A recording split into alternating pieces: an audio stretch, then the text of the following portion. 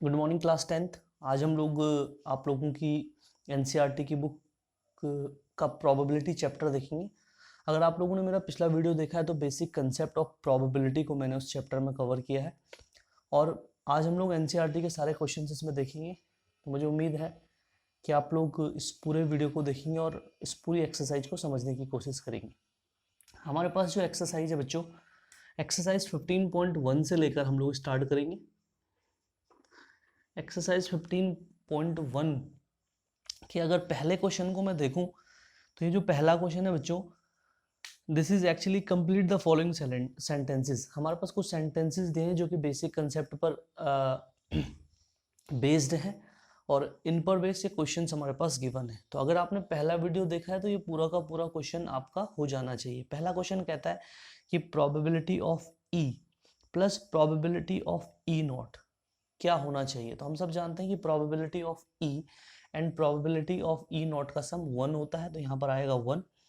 Second है the probability of an event that can not happen. हम जानते हैं कि कैन नॉट हैपन का मतलब होता है इम्पॉसिबल इवेंट। अगर इम्पॉसिबल इवेंट है तो उसकी प्रोबेबिलिटी 0 होगी। सच an event is called impossible event, लिख देंगे उसके आगे, तो 0 और इम्पॉसिबल इवेंट इसमें आएगा। The probability of an event that is certain to happen, एक ऐसी घटना है जिसका होना निश्चित है, जिसने होना ही होना है, मतलब श्योर इवेंट। श्योर इवेंट है तो बच्चों उसकी प्रोबेबिलिटी मैं कल बता चुका हूँ 1 होती है। तो यहाँ पर आएगा कि the probability of an event that is certain to happen is 1 और फिर आएगा such that such an event is called sure event. ऐसे इवेंट्स को हम श्योर इवेंट कहते हैं। The sum of the probability of all elementary event of an experiment is. कल अगर आप लोगों को याद है बच्चों तो मैंने आप लोगों को कहा था हमारे पास एक इवेंट है, एक सिक्के को हमने उछाला है हेड और टेल। हेड आने की प्रोबेबिलिटी आपको निकालनी आती है 1, टेल आने की प्रोबेबिलिटी आपको निकालनी आती है 1। जब भी कोई घटना होगी उस घटना के जितने पॉसिबल आउटकम्स होंगे उन पॉसिबल आउटकम्स का अगर मैं एक एक करके प्रोबेबिलिटी निकालूं तो उस सब का सम 1 होता है। This is the meaning of this example. इस एग्जाम्पल का मतलब यही है, ये कह रहे हैं कि the sum of probabilities of all elementary event of an experiment, तो ये आ जाएगा 1। The probability of an event is greater than और इक्वल टू, स्पेस है एंड लेस देन और इक्वल टू। मैं आपको बता चुका हूँ कि probability is always lies between 0 and 1। Probability के बारे में हम लोगों ने डिस्कस किया कि प्रोबेबिलिटी हमेशा 0 और 0 से बड़ी होती है और 1 और 1 से छोटी होती है। तो यहाँ पर आ जाएगा बच्चों 0 and 1। This is very simple, ये आपसे हो जाएगा। अगर आप इस कंसेप्ट को समझ गए हैं बच्चों तो ये सेकंड वाला क्वेश्चन आपको खुद करना है। Which of the following experiment have equally like outcome explain, इसको देख लेना आप लोग। Question number 3, why is tossing a coin consider to be a fair way to deciding which team should get the bat और at the beginning और football in the game. इस सवाल का मतलब है कि हम जब सिक्के को उछालते हैं तो सिक्के को उछालना जो है बच्चों एक फेयर वे क्यों माना जाता है डिसाइड करने के लिए। इसलिए माना जाता है कि इसमें जो आउटकम होते हैं उसका आना फिक्स नहीं है। ठीक है, जब हम किसी सिक्के को उछालेंगे तो हेड भी आ सकता है, टेल भी आ सकता है, तो इक्वली लाइक आउटकम्स होते हैं, इसलिए जो है सिक्के को उछालना एक फेयर प्रोसेस माना जाता है। राइट। अब क्वेश्चन नंबर 4 से हमारे पास बच्चों क्वेश्चंस आने शुरू होते हैं जिन क्वेश्चंस को हमें सॉल्व करना है। तो मुझे उम्मीद है कि आप लोगों ने इसका अभी तक का कंसेप्ट समझ लिया होगा। Now we are moving ahead, अब हम लोग आगे बढ़ रहे हैं। क्वेश्चन नंबर 4 को देखते हैं। ये कहता है कि विच of the following can not be the probability of an event. हमारे पास एक घटना दे रखी है और हमसे कहा गया है कि इनमें से कौन सा, हमारे पास कुछ प्रोबेबिलिटीज दे रखी है बच्चों और हमसे कहा गया है कि विच of the following can not be the probability of the event. देखो क्वेश्चन नंबर 4 2/3 दिया है, राइट, माइनस का 1.5 दे रखा है, 15% दे रखा है और हमारे पास 0.07 दे रखा है और सवाल है कि इनमें से कौन सी प्रोबेबिलिटी नहीं हो सकती। तो ये नंबर 0 से छोटा है, 0 से छोटा मतलब नेगेटिव नंबर है, तो जितने भी नेगेटिव नंबर होते हैं 0 से छोटे होते हैं बच्चों, तो ये प्रोबेबिलिटी नहीं हो सकता। This is your question number 4। Question number 5 कहता है कि पीई किसी इवेंट की प्रोबेबिलिटी को इसने 0.05 दे दिया है और कहता है कि पीई नॉट निकालो।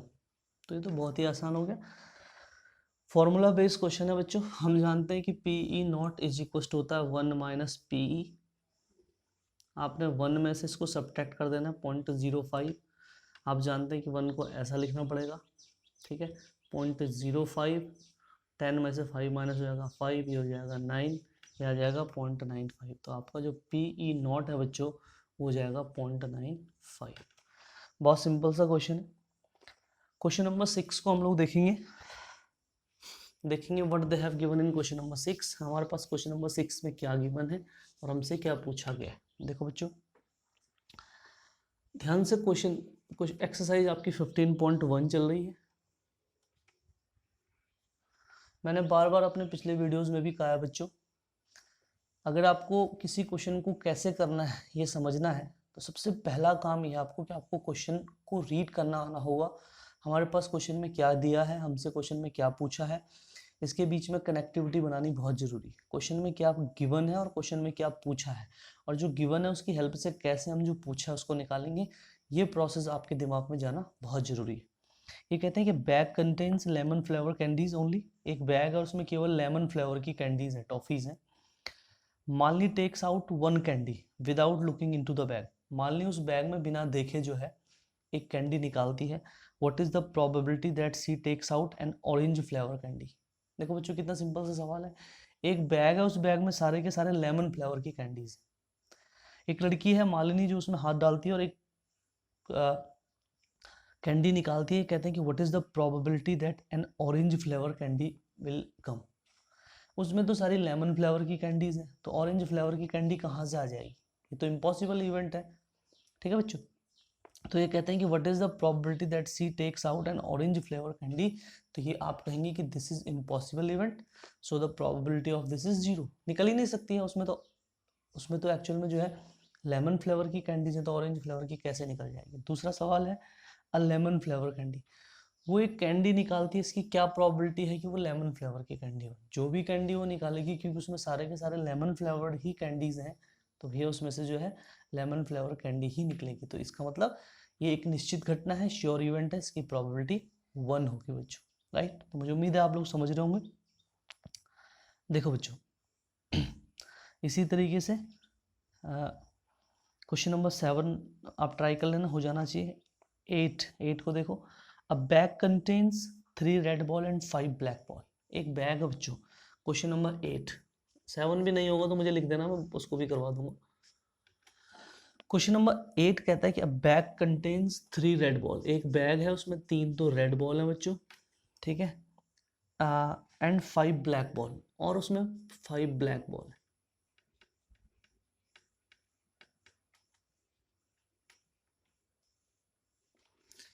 ये बैग की स्थिति है, 3 रेड और 5 ब्लैक बॉल है उसमें, ठीक है बच्चों। इसका मतलब जो टोटल बॉल्स है, टोटल बॉल्स हो गए आपके पास 8, right. A ball is drawn at random from the bag. उस बैग से रैंडमली का मतलब होता है बच्चों बिना देखे। रैंडमली मतलब हम किसी को भी निकाल सकते हैं, हमें पता नहीं, दिस इज कॉल्ड रैंडमली। ये कहते हैं कि bag content 3 red and 5 black ball. A ball is drawn at random from the bag. What is the probability that the ball drawn is red. अभी देखो टोटल बॉल कितनी हो गई 8, red ball कितनी है 3। Probability of getting a red ball, थोड़ा सा ध्यान से समझना, इसको लिखने का तरीका भी देख लेना। Probability of getting a red ball. देखो बच्चों प्रोबेबिलिटी का कंसेप्ट नहीं बदलने वाला। P E is equal to favourable outcome upon total possible outcome. Total 8 ball है, उनमें से भी 3 रेड है, तो हमारे पास जो फेवरेबल आउटकम है वो 3 है, और जो टोटल पॉसिबल आउटकम है वो 8 है। तो रेड बॉल निकलने की प्रोबेबिलिटी हो जाएगी बच्चों 3/8। What is the probability. अभी देखो ये बहुत इंपॉर्टेंट क्वेश्चन है, ये बहुत इंपॉर्टेंट क्वेश्चन है। सेकंड क्वेश्चन इसने पूछा है what is the probability that ball drawn is not red. देखो रेड बॉल निकलने की प्रोबेबिलिटी ये है, तो रेड बॉल न निकलने की प्रोबेबिलिटी आप लिख सकते हैं probability of not getting a red ball. या तो इसको निकाल दो 1 माइनस पी ई से। आप जानते हैं ये हो जाएगा 1 माइनस 3/8, 8 1 जा 8, 8 माइनस 3 5, 5/8। या तो ऐसे निकाल दो, या मैंने कल कहा था जब मैं आप लोगों को बता रहा था पीई नॉट को, जब मैं एक्सप्लेन कर रहा था बच्चों, तो वहां पर मैंने कहा था कि पीई नॉट को आप दो तरीके से निकाल सकते हैं, एक तो फॉर्मूले से और एक direct. Probability of not red ball, right, देखो probability of not getting, probability of not getting a red ball. अभी आप एक बात समझो, अगर भैया रेड बॉल नहीं चाहिए तो क्या आएगा? Obviously probability of not getting a red ball का मतलब है getting a black ball, getting a black ball. इसका मतलब है ब्लैक बॉल निकलेगी जब रेड बॉल नहीं निकलेगी। तो ब्लैक बॉल कितनी है? 5, और टोटल कितने? 8। तो पीई नॉट को हम ऐसे भी निकाल सकते हैं। तो बच्चों थोड़ी देर के लिए इस वीडियो को पॉज करो और ये जो कंसेप्ट मैंने लिखाया है इसको नोट करो, राइट। इसी पर बेस क्वेश्चन नंबर 9 भी है। क्वेश्चन नंबर 9 आपको खुद करना है बच्चों। ये कहते हैं कि एक बॉक्स में 5 रेड मार्बल हैं, 8 वाइट मार्बल हैं और 4 ग्रीन मार्बल हैं। जैसे यहाँ बॉल थी, अब हमारे पास मार्बल है। आप जानते हैं मार्बल्स क्या होते हैं, जो हम खेलते हैं, कंची भी इसको बोलते हैं लोकल लैंग्वेज में। हमारे पास कहता है कि एक बॉक्स, उसमें 5 रेड, 8 वाइट और 4 ग्रीन मार्बल हैं। 1 marble is taken out of the box at random. उस बॉक्स से रैंडमली एक मार्बल को निकाला गया। पहले आप टोटल मार्बल निकाल देना कितनी है। What is the probability that the marble taken out will be red, white और नॉट ग्रीन। अभी अगर आपका ये क्वेश्चन क्लियर हुआ है तो क्वेश्चन नंबर 9 आपसे होना चाहिए। एनी हाउ क्वेश्चन नंबर 9 आपसे खुद से होना चाहिए। और अगर आपसे क्वेश्चन नंबर 9 नहीं हुआ है तो उसका मतलब ये है कि आपका ये क्वेश्चन क्लियर नहीं है। तो बच्चों इसको आप खुद करेंगे, और अगर आपको लगता है कि नहीं होगा तो you will again message me, I just try to complete it. मैं इसको दोबारा कराऊंगा कंप्लीटली क्वेश्चन नंबर 9 को।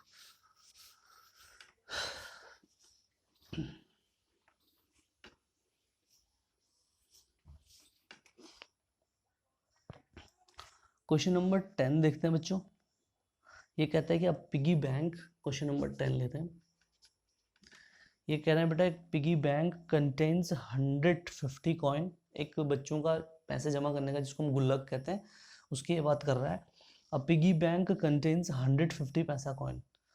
एक पिगी बैंक है, उसमें 150 पैसे की कॉइन है, 51 रुपीज़ कॉइन, 1 रुपये के 50 कॉइन है, 22 रुपीज़ कॉइन। ठीक है बच्चों, 2 रुपीज़ के 20 कॉइन है, एंड कहता है कि 10 रुपीज़ 5 कॉइन और 10 रुपीज़ 5 के कॉइन है।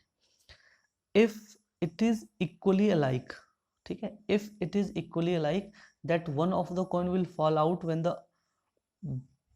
The bank is turn upside down. गुल्लक जैसे होता है, इसमें इतने सारे इसने कॉइन्स की हमें डिटेल दे दी और कहते हैं कि अगर इस गुल्लक को उल्टा किया जाता था तो इसमें रैंडमली कोई भी सिक्का गिर सकता है। ठीक है, ये जो लाइन इसने लिखी है, if it is equally alike that one of the coin will fall out when the this bank is turn upside down. जब इसको ऊपर से नीचे के लिए किया जाता है तो कोई भी एक सिक्का गिर सकता है। What is the probability that the coin will be 50 paisa coin, will not be a 5 rupees coin. अब आपके पास अगर डिटेल है तो आप इसमें किसी भी चीज की प्रोबेबिलिटी निकाल सकते हैं। पिगी बैंक में, अब पिगी बैंक कंटेंट 150 पैसा कॉइन, तो आप समझो पहले 50 paisa coin is equal to 100। ठीक है बच्चों, 51 रुपीज कॉइन, 1 रुपीज कॉइन, इसको हिंदी वाला रुपीज बनाते हैं। 1 रुपीज कॉइन कितना है बच्चों? ये 50 है। मैं इसलिए लिख रहा हूँ कि इसको ऐड करना है मुझे अभी। 51 rupees coin, 22 rupees coin, 2 rupees के इसमें कितने कॉइन है बच्चों? 20 कॉइन, राइट। 10 5 रुपीज कॉइन, 5 रुपए के 10 ही कॉइन है केवल।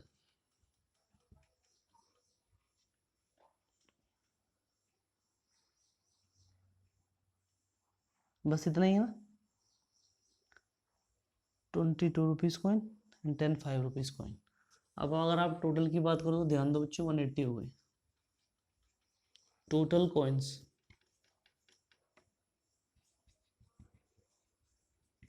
इस पिगी बैंक में टोटल 180 कॉइन्स। अब ये कहता है कि what is the probability that the coin will be 50 paisa coin. अगर इसको उल्टा किया जाता है तो 50 पैसे के सिक्के के निकलने की प्रोबेबिलिटी क्या है? Probability of getting 50 paisa coin आप ऐसे लिखेंगे इससे पहले, P is equal to probability of getting 50 paisa coin, P is equal to favourable outcome upon total possible outcome. अब 50 पैसे के सिक्के देखो ना, फेवरेबल आउटकम क्या है? 100, तो ये हो जाएगा बच्चों 100 अपॉन 180, ये 0 से 0 कट जाएगा, 25 और 2 9।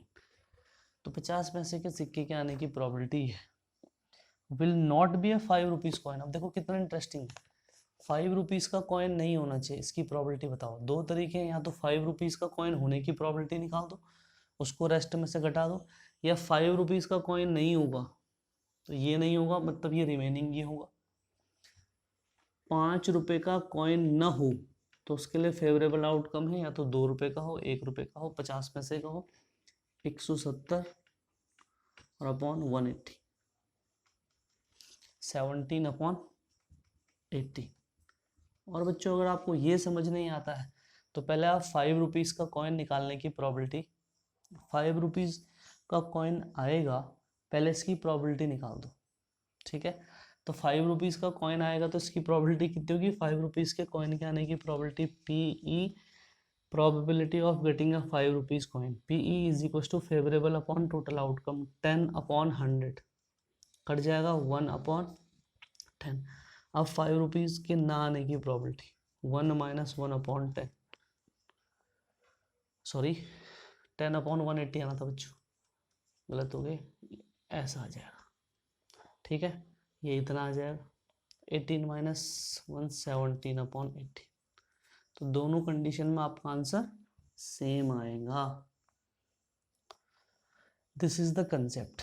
बहुत आसान टॉपिक है, स्कोरिंग टॉपिक है। अगर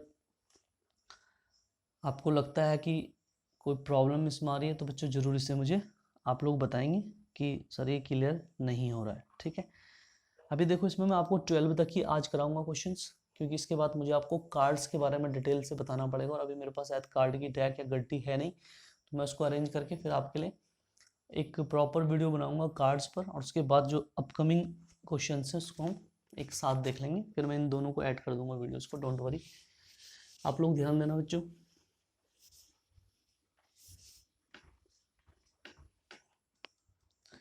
देखो what they have given in this question number 11। 11th question में क्या दे रखा है ध्यान दो, इसकी लैंग्वेज जरूर लिख लेना बच्चों। Gopi buys a fish from a shop for his aquarium. Gopi अपने एक्वेरियम के लिए जो है मछलियाँ खरीदती है। The shopkeeper takes out 1 fish at random from the tank containing 5 male and 8 female fish. जो दुकानदार है वो अपने टैंक से रैंडमली एक फिश निकाल देता है और उसमें जो है 5 मेल्स, 5 मेल फिश हैं, और ये कहता है कि 8 फीमेल फिश, यानी कि टोटल 13 फिश, 13 टोटल फिश है बच्चों।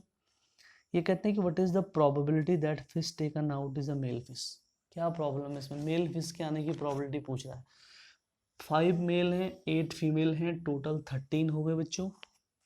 और इसमें से भी ये कहता है कि what is the probability that male fish, एक फिश निकालिए उसके मेल होने की प्रोबेबिलिटी निकालो। आप पूरी लैंग्वेज लिखेंगे, probability of getting a male fish, PE is equal to favourable upon total, तो PE is equal to 5 upon 13।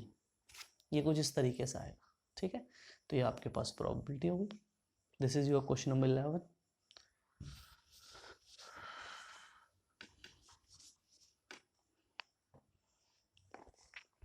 Question number 12 देखेंगे बच्चों, ठीक है। ये कहते हैं a game of chance consist of spinning an arrow which comes to rest pointing at one number 1 2 3 4 5 6 7 8. See this figure 15.5 and these are equally like outcome. What is the probability that it will be pointed at? आप लोगों ने अक्सर देखा होगा मेले में, circus में एक इस तरीके का चांस वाला गेम होता है। हम एक सर्कल दिया होता है उसको घुमाते हैं, उस पर एक ऐसा पॉइंट होता है, वो थोड़ी देर घूमता है और फिर किसी पॉइंट पर आके रुक जाता है। अगर मैंने 5 नंबर बोला है और वो 5 पर ही रुक गया तो मैं जीत गया, जो भी प्राइज वगैरह वो डिसाइड करते हैं वो हमको मिल जाता है। तो ऐसे ही एक गेम हमारे पास है, ठीक है। उस गेम में 1 से लेकर 8 तक नंबर है, 1 से लेकर 8 तक नंबर है बच्चों, मतलब टोटल नंबर जो उसमें हो गए वो हो गए 8। टोटल नंबर्स 8 हो गए उसमें, राइट। टोटल नंबर्स अगर 8 हो गए तो व्हाट इज द प्रोबेबिलिटी, वो क्या क्या है, 1 है, 2 है, 3 है, 4 है, 5 है, 6 है, 7 है और 8 है, ये टोटल नंबर है। अब वो चक्का घूमा, ये कहते हैं कि 8 आने की प्रोबेबिलिटी बताओ। 8 आना एक सिंगल नंबर है, तो फेवरेबल आउटकम तो 1 हो गया 8 आने में। जो बच्चे शुरू से इस वीडियो को देख रहे हैं या जो बच्चों ने पहला वीडियो नहीं देखा उनको प्रॉब्लम होगी इसमें। ये फेवरेबल आउटकम 8 है, लेकिन 8 एक सिंगल नंबर है, तो उसके आने की प्रोबेबिलिटी 1/8। फिर ये कहते हैं कि what is the probability of getting odd number. देखो बच्चों, आपको इतना शॉर्टकट नहीं करना, आपको प्रॉपर लिखना। आपको लिखना पहले ऑड नंबर्स 1, 3, ठीक है बच्चों, 5 एंड 7। ऑड नंबर कितने हुए लिखने हो, और फिर लिखने odd numbers is equal to 4। तो ऑड नंबर आने की प्रोबेबिलिटी क्या होगी भाई, 4/8 favourable upon total 1/2। A number greater than 2, 2 से बड़े नंबर 1, 2, 3, 4, 5, 6, 6/8, ठीक है। नंबर लेस देन 9, सोचो जरा, जब इस चक्के को घुमाया जाएगा तो 9 से छोटा नंबर आने की प्रोबेबिलिटी कितनी होगी। एक श्योर इवेंट है, 9 से छोटा ही नंबर आएगा। जो बच्चे समझ गए वो डायरेक्ट इसकी प्रोबेबिलिटी 1 लिख देंगे। जो नहीं समझे हैं वो क्या करेंगे बच्चों, वो पहले फेवरेबल आउटकम लिखेंगे। 9 से छोटे नंबर तो 8, 7 सब आ जाएंगे, ये वो 8 हो जाएगा और टोटल भी 8 है, तो 8/8 that will be 1। This is question number 12, right बच्चों। ये क्वेश्चन नंबर 12 है इस एक्सरसाइज का। तो आप लोग देख रहे होंगे कि प्रोबेबिलिटी एक बहुत आसान सा टॉपिक है और इस पर बेस्ड क्वेश्चन भी बहुत ज़्यादा जो है टफ नहीं है। दो तरीके के क्वेश्चन मैथ्स में होते हैं, एक तो प्रोसेस बेस्ड होते हैं बच्चों और एक थिंकिंग बेस्ड होते हैं। प्रोसेस बेस वाले में क्या होता है कि एक पैटर्न हमको फॉलो करना होता है, और थिंकिंग बेस वाले में हमें कुछ अपनी तरफ से सोचना पड़ता है। तो इस अभी तक इसमें जो क्वेश्चंस आ रहे हैं प्रोसेस बेस। तो मुझे उम्मीद है कि आपने आज के इस लेसन में गिवन इंस्ट्रक्शंस फॉलो किए होंगे और सारे के सारे क्वेश्चंस आप इसको समझ गए होंगे। इससे बाकी क्वेश्चन मैं अगले वीडियो में डालूंगा, ठीक है। आप ज़रूर उस वीडियो को भी देखें और उसका नोटिफिकेशन आपके पास तभी आएगा जब आप इस चैनल को लाइक और सब्सक्राइब करेंगे। तो इतना ही करते हैं बच्चों, प्लीज़ इसको लाइक और सब्सक्राइब करें, इसलिए कि आप अपकमिंग वीडियोस को देख सकें। पूरी वीडियो बनाऊंगा मैं, पूरी एनसीईआरटी का जो पूरा आपका बुक है उस पर पूरी वीडियो बनाऊंगा, तो जस्ट हैव पेशेंस। और अगर आपको किसी भी पॉइंट पर लगता है कि नहीं समझ में आया तो मुझे बताइए, मैं और दूसरे तरीके से आपको समझाने की कोशिश करूँगा। Thank you.